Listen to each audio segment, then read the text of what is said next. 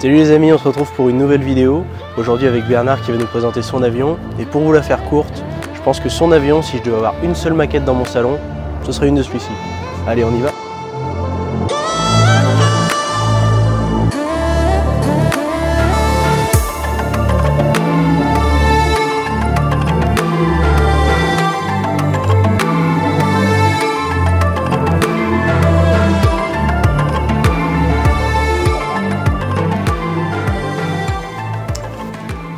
Bonjour Bernard. Salut Léopold. Merci de nous accueillir à côté de ton magnifique avion.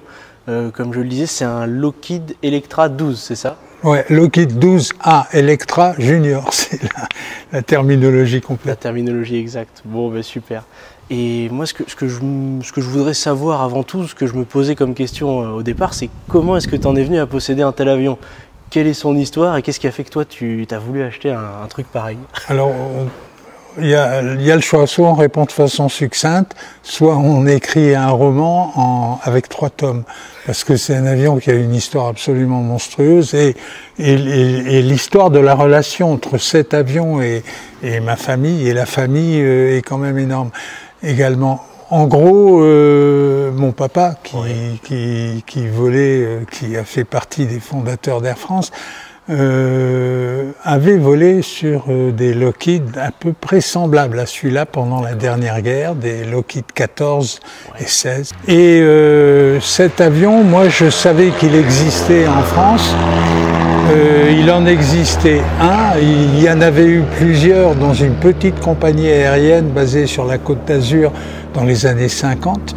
Il y en avait eu 4, qui étaient les seuls 4 Lockheed 12 volant en Europe. Qui étaient des avions avec des histoires individuelles phénoménales. Et celui-là en faisait partie. Et je savais qu'il existait, il était la propriété d'un collectionneur franco-suisse qui était un monsieur malade, qui avait des problèmes cardiaques. Et quand finalement le propriétaire est mort, sa famille a voulu disperser la collection d'avions et d'autos. Et c'est un juriste, un notaire qui a aidé, qui est lui-même collectionneur d'avions, Jean-Luc, qui a aidé à disperser la collection. Et il s'était gardé pour lui celui-là parce qu'il avait bon goût et qu'il savait ce qui valait la peine. Et donc Jean-Luc avait décidé de vendre cet avion et à l'époque parce que acheter un machin comme ça, il faut que votre petite amie ou votre femme soit d'accord. Et donc ma femme, qui à l'époque était hôtesse de l'air sur Concorde, elle avait arrêté de travailler et elle était un peu veuve d'un avion. Oui. Et quand j'ai appris que Jean-Luc avait cet avion à vendre, je l'ai appelé et je lui ai dit, écoute, non, tu peux pas laisser sortir de France cet avion. Il dit oui, mais bon, faut que je le vende. Bon, évidemment. Nous, à l'époque, on pensait, parce qu'on aime faire du ski, on pensait acheter un petit studio dans les Alpes. Et finalement, le studio à la montagne s'est transformé en Lockheed Electra. C'est pas mal non plus. Et c'est autre chose. On skie moins bien avec, mais c'est un avion qui nous a procuré c'est des jubilations, c'est même plus des satisfactions, des jubilations phénoménales. Et puis en même temps, il y a des fois, on a envie d'y foutre le feu, hein, parce que je suppose que c'est pas marrant tous les jours. Et tu le fais voler à quelle occasion, toi, cet avion? Parce que je suppose que c'est quand même une mise en œuvre pas évidente. En gros, pour simplifier et pour être clair, c'est un avion qui revient à peu près à 1 200 € de l'heure de vol. Alors, ou alors on est millionnaire, ce qui n'est pas notre cas. Ou alors, on utilise les meetings aériens, par exemple, pour faire... L'idéal est d'arriver à le faire voler 20 heures, 30 heures par an. Oui. Et avec une saison normale, non covidée, de meetings aériens, on peut arriver effectivement à faire 20-30 heures par an. D'accord. Et cela dit, on est allé en Afrique du Sud avec pour tourner un film. Mais c'est ça, parce que si je dis pas de bêtises, c'était à l'occasion d'une rétrospective d'un film sur Amelia Earhart, parce que c'est un avion qui fait partie de son histoire. Quand on a un Electra, on rêve de recevoir un mail un beau jour d'un producteur d'Hollywood qui dit je veux tourner la vie et la mort éventuellement d'Amelia Earhart, est-ce que vous voulez y participer? J'ai eu ce mail, il est arrivé à la maison. ici, en France, en Andernos, et il venait, Lemel venait de Toronto, et c'était un producteur hollywoodien fort connu qui nous demandait si on pouvait participer au tournage qui aurait lieu en Afrique du Sud. Et donc l'avion est peint aux couleurs du film, c'est ça? Donc on est arrivé, après un voyage un peu épique d'une douzaine de jours, on est arrivé à Cape Town avec l'avion aux couleurs qu'il avait auparavant, c'est-à-dire entièrement aluminium avec juste une bande bleue, un éclair bleu sur le fuselage. Oui.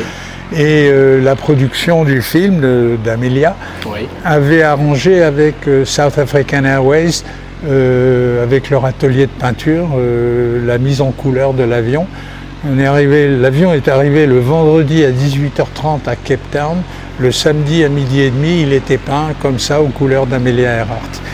Et j'ai entendu dire aussi que cet avion aurait inspiré apparemment le monsieur qui serait lui-même l'inspiration du célèbre agent britannique 007. Ben oui, mais là c'est celui-là. C'est celui-là, c'est pas un Lockheed 12, c'est celui-là. C'est cet avion en particulier? Oui, ben dans l'histoire de cet avion, il a été, en gros, très rapidement, il a été construit en 1941. Oui. D'abord, dans un premier temps, il a été utilisé, semble-t-il, d'après des cinéphiles américains qui aiment l'aéronautique, il a été utilisé pour le tournage de Casablanca.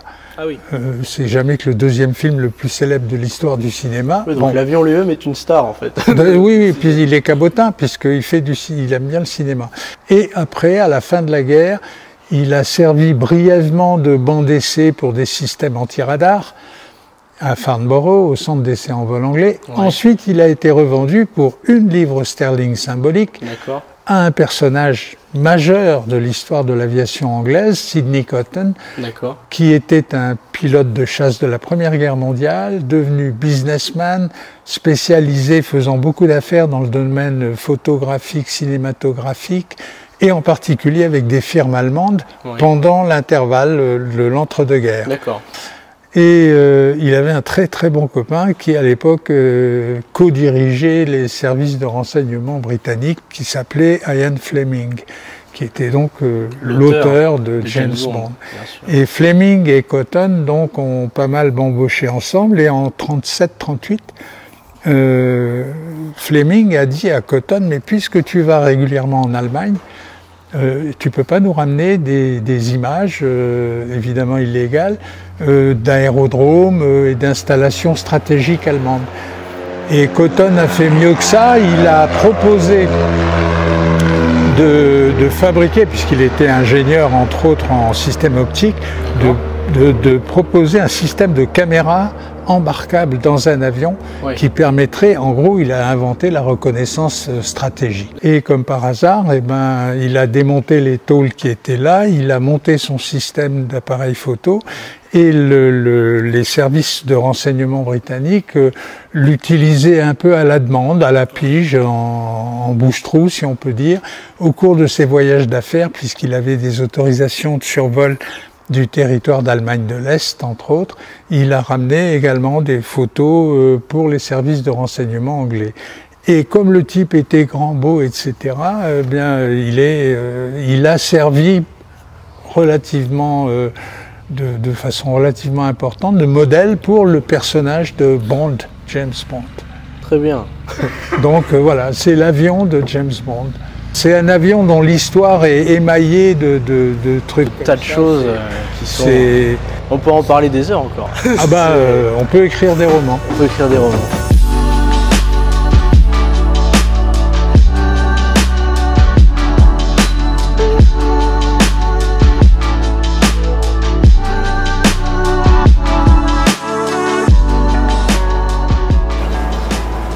Bon, ben, maintenant on se retrouve à l'intérieur de ce magnifique cockpit, Bernard. Moi, je t'avoue que c'est un truc qui m'a marqué directement quand je suis arrivé là dans cet avion, c'est que bon, les odeurs vous pouvez pas les sentir, mais il y a une ambiance qui est juste exceptionnelle. On arrive, on voit tous ces vieux instruments qui sont, pour moi tu mettrais ça dans un musée, honnêtement on regarderait ça pendant des heures et on s'en lasse pas, quoi. Il y a une ambiance que je saurais pas décrire. C'est juste dingue. Je sais pas ce que tu en penses, à mon avis on s'en lasse jamais, non, de voler avec cette vue. Déjà le fait d'être dedans, c'est déjà un voyage. Et c'est cet avion, qu'on soit assis derrière d'ailleurs, ou qu'on soit à l'avant et qu'on le fasse voler, c'est un shoot, quoi. C'est d'une telle puissance, c'est d'un tel romantisme finalement, tout en étant technique bien sûr. Mais à la limite, la technique, on s'en fout un peu, quoi. Ouais. Et ça, c'est un avion de voyage avant d'être un avion de transport. Alors certes, ça, bien sûr, sur le plan technique, ça a inventé l'aviation de transport, car aujourd'hui, le cockpit de n'importe quel Boeing ou Airbus, il est basé sur une architecture similaire à celle-là. Mais c'est ces avions-là qui ont inventé cette architecture. Là-dedans, il n'y a rien pour faire joli, hein. Non. Encore que les sièges passagers, si on les démonte, on peut en faire des sièges art déco. Il y a un design qui est extraordinaire. Et on a ce mélange à l'époque. C'était pas que technique et efficace. Il y avait aussi le goût du dessin. C'était des avions qui étaient dessinés avec des crayons sur du papier, corrigés avec des gommes, et qui sortaient de l'esprit d'un humain. Puis moi, ce qui m'impressionne aussi, c'est vraiment la durabilité de cet avion. Tu me disais tout à l'heure que tous les instruments qui sont là, chaque partie de l'avion, et de l'intérieur, tout d'ailleurs, les cuirs, tout ce qui est là est d'origine. C'est-à-dire que ça date des années 30. L'avion est sorti d'usine en 41. Mais fondamentalement, l'avion, à part la moquette qu'on a changée, pour tout le reste, l'avion, il est tel qu'il est sorti d'usine en 1941. Et en plus, ça marche. Alors que les machines modernes sont d'une efficacité phénoménale, mais souvent elles sont un peu insipides ou elles n'ont pas de goût. Tout à fait. On a l'impression oui, ça marche, c'est formidable, c'est utile, c'est logique. Mais ça manque c'est pas sexy. Et en plus, dans le cas de cet avion particulier, moi chaque fois que je monte dedans, je pense à Amelia Earhart. C'était un avion de fille. Parce que on a l'impression que, par exemple, les femmes et l'aviation, c'est quelque chose de récent. C'est pas vrai du tout. C'est des conneries. Les femmes ont toujours fait de l'aviation et elles ont toujours réussi dans l'aviation en plus. Elles sont aussi mauvais pilotes que les hommes. Il n'y a pas de différence. Celui-ci, je le disais, s'il pouvait écrire, il lui faudrait au moins 3 tomes, quoi. Et c'est pour ça que quand on a la chance de pouvoir hériter temporairement, parce qu'on n'est jamais que des passeurs, on n'en est que le gardien, on n'en est jamais le propriétaire. Cet avion, il s'appartient à lui-même, il appartient à l'histoire de l'aviation, il appartient aux gens qui l'ont fait voler. Mais je pense que c'est le bon mot pour se quitter et terminer là-dessus. Merci à toi Bernard de nous avoir accueillis dans ce sublime avion, dans cette sublime pièce d'histoire.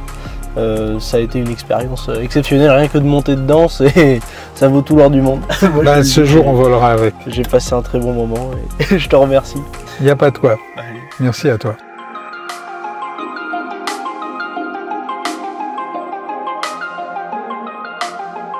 Bon les amis, merci de nous avoir suivis pour cette vidéo avec Bernard, on a passé vraiment un super moment. Ce que je vous propose pour la suite, c'est de vous abonner parce qu'on vous a préparé du très très lourd encore. D'ici là, moi je vous dis à bientôt. Salut.